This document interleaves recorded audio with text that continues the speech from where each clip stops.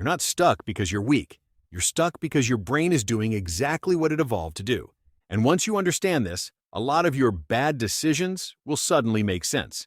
But here's the uncomfortable truth. This same mental process might be costing you years of your life without you even realizing it.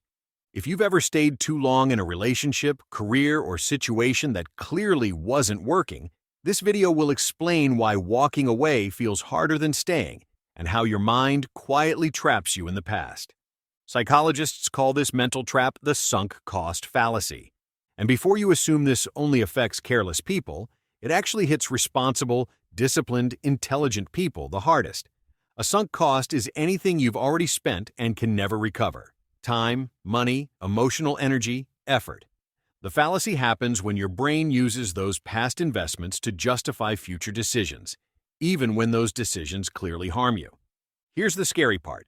The sunk cost fallacy doesn't feel like a mistake. It feels like loyalty, responsibility, strength. Your brain is wired to avoid loss more than it seeks gain. When you quit something, your brain doesn't see freedom. It sees failure. So instead of asking, "Is this good for me now?" your brain asks, "How do I protect my past self from feeling wrong?"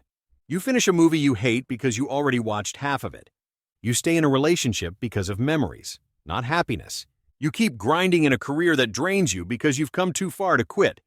The longer you stay because of sunk costs, the more sunk costs you create, which means staying feels safer, but actually makes leaving harder tomorrow.